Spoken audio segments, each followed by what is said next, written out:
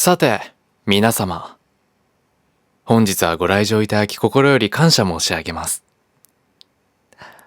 この炎天下、皆様には少しでも涼しげな気持ちになっていただきたく、今宵の一席をお楽しみいただければと思います。舞台は現代の東京、繁華街の一角にあるカフェです。主人公、その名もサク。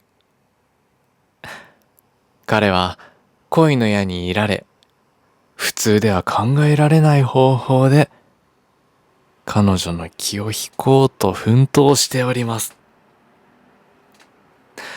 一体どんな手を使われると思いますか？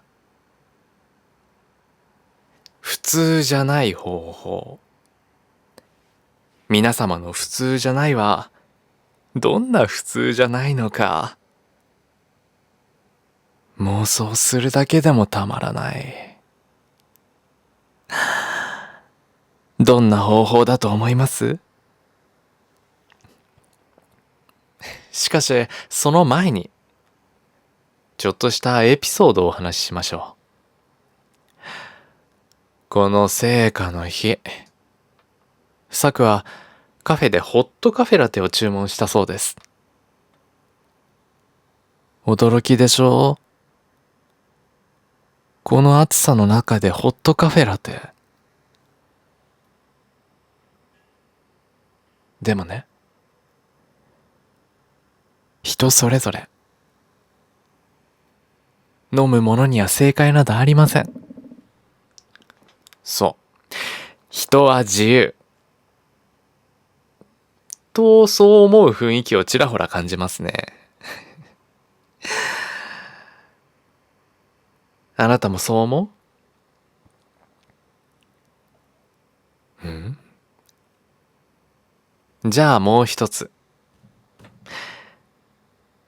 実はサクは、熱いものが大の苦手なんです。あららら。じゃあなぜ熱いラテを頼んだのか。それは、ある人を目の前にして、メニューに集中するどころか、頭の中はその人でいっぱいだったから。だから熱いものしか頼めない。皆様、恋とは不思議なもの。さて、その後サクはどうなったのでしょうか。それはこの後のお楽しみということで、始めさせていただきたいと思います。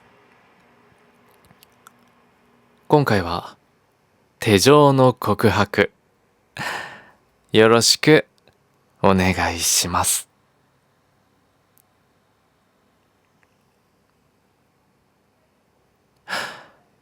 ある日の暑い午後、東京のとあるモダンなカフェ。扇風機がゆったりゆったりと回り、カフェラテの香りが漂っている。すごくいい匂いだ。この匂いなら、勉強も会話もはかどるな。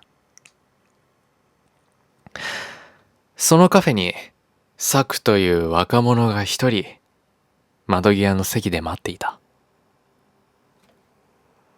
彼の顔には、焦りと期待が入り混じったような、そんな表情を浮かべていた。そして、カフェの入り口には入ってくる客足の音。それと、カフェのスタッフの元気な声が聞こえてきた。いらっしゃいませ。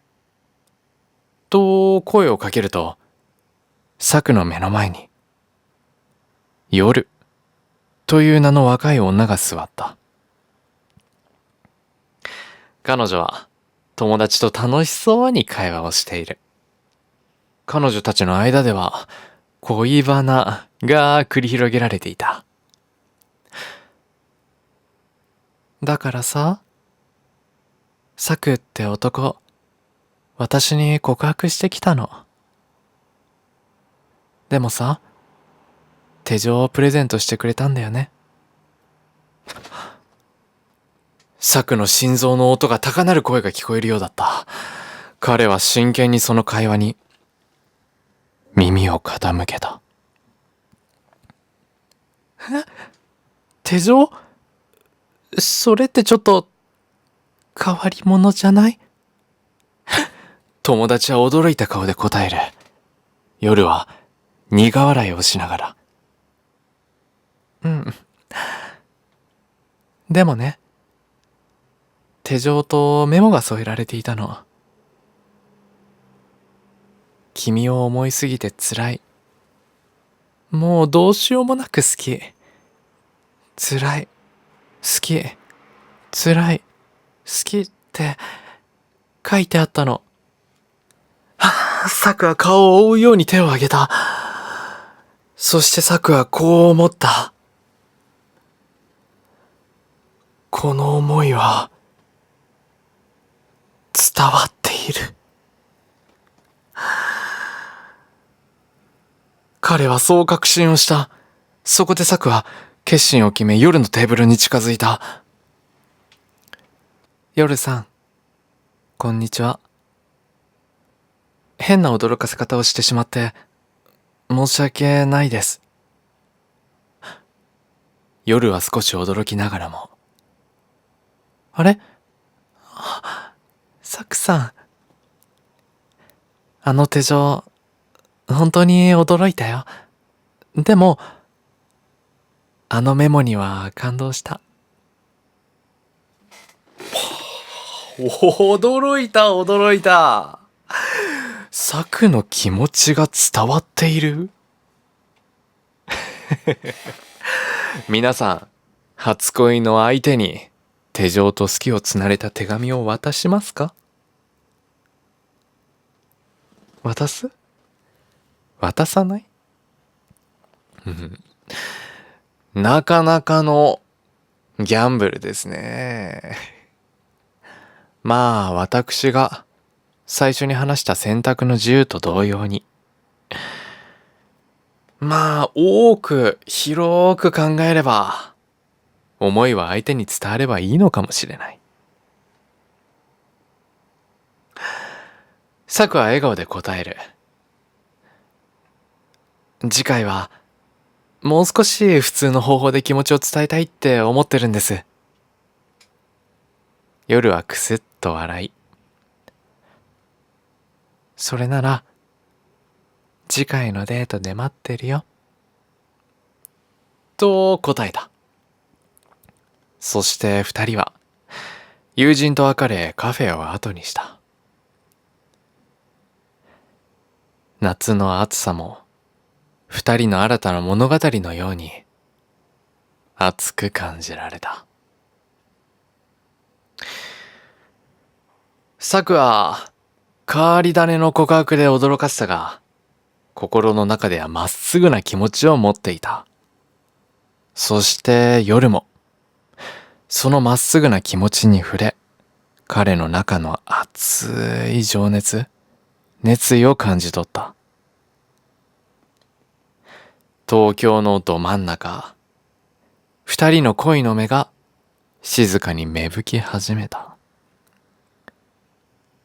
そして手錠の告白はサクと夜の間に語り継がれる思い出となったとさ。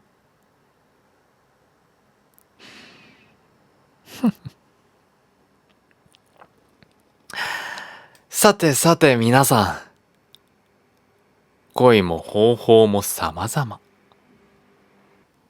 変わった方法でも本当の気持ちが伝わればそれが一番だと思います。今回のお話、よかった、微妙、そんなことあるが、いろんな思いを得ていただけたかと思います。恋も様々であるように、人が感じるものも様々なので、どんな思いでも嬉しいです。本当にありがとうございます。今日は手錠の告白をお聞きいただきありがとうございました。最後に一言。恋に焦らず、自分らしい方法で相手に気持ちを伝えてみてください。きっと素敵な結果が待っていますよ。それでは、また次回の落語をお楽しみに。またね。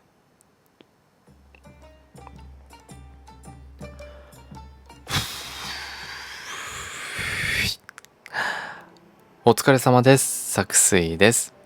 日々ヤンデレシチュエーションボイスを YouTube に投稿しているもので、自分は非現実的でリアルな作品をお届けしたく、活動をしております。自分は作品の後にアフタートークとして自分のこの作品への思いだったり、どういった感じに演じたのかっていうのをお話ししていますので、もしよければ最後の最後までご視聴いただければと思います。では改めて最後の最後までご視聴いただきありがとうございました。初めての落語、至らぬ点もあったと思いますけども、楽しんでいただけたら幸いです。いいな、よかったよって思っていただけたら、チャンネル登録、高評価と、もしよければご感想お待ちしております。で、今回は、本当に初めて落語というのを、やらさせていただきました。正直、確かに落語はすごくやってみたかったジャンルではあったんですよね。アニメで落語真珠っていうそのアニメを、最近なのかな、ここ2ヶ月前ぐらいに、見させていただいて、自分の中ではかなり、思い出に残る作品でした。それは本当に落語、江戸時代なのか、やっぱ昔に戻るというか、その頃の、落語の魅力についての、お話なんだけど、すごいのよ。そのシチュエーションボイスとはまた雰囲気が違って、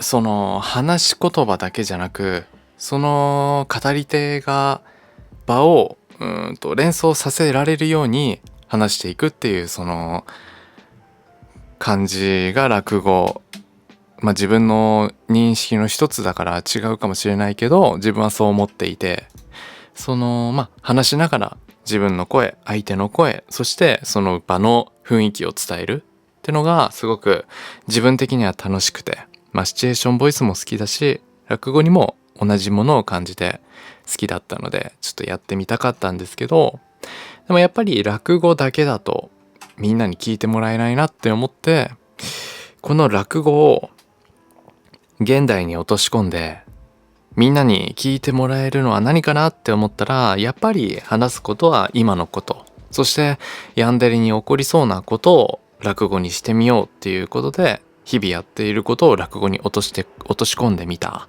みたいな感じでやってみました。これが落語の正解なのかって言われたら自分的にはわからないっていうのが正直な気持ちにはなるんですけど、でもこれは自分的にはすごく楽しかったなと思っております。でその作品の中にはなんて言うんだろうな、話し言葉と話さない言葉っていうのはあると思うんだよね。話さないことで不気味さを感じてもらう。物語って全部が全部伝えると、1から100伝えたらそれしかの解釈しか持たれないと思うんだよね。だからあえて話さない。今回の作品で言うと、なんで男の子は先にカフェにいたのか、そしてなぜ目の前に女の子夜が座ったのか、これはなぜなのか。ヤンデレだから、もうこれさえ聞けば、もうヤンデレを好きな人は、そういうことねとは思うんだけど、一番最初、初恋で手錠とか手紙とか自分の純愛を渡すほど、そうね、少し変わっている。一般的にしたら変わっている。その考えである人間作ってことは、まあ彼女夜のことをつけてるし、ストーカーをしているっていうのを今回の作品に入れ込みさせていただきました。でも、またここは夜のその器のでかさというか、またなんて言うんだろうな。作以上に、変わった心の持ち主で、そういった行動とか、行為が嬉しいタイプなんだよね。まあでもそのヤンデレとその共依存な関係を今回は落語に落としてみたらなと思ってやってみたんだけど、伝わってくれたかなどうだったかな。まあなんか自分はやりたいことと、そうね、まあ自分のやりたいことを伝えられたかなとは思うんだけど。まあもう少しその場のね、雰囲気とかを楽しくやれたらなとは思うんだけど、まあでもなんかこういった新しいことは自分が何よりも 100%、120、180% ぐらいの楽しさを前面に出してやることが一番なのかなって自分的には思っているので、すごく新鮮であり楽しくやらさせていただきました。猫が爪研いでる。それでは本日もご視聴いただきありがとうございました。もし作水良かったじゃんとか、これからも応援してるよって思っていただけるのであれば、高評価、チャンネル登録とご感想のほどお待ちしております。それではまた次の動画で。またね。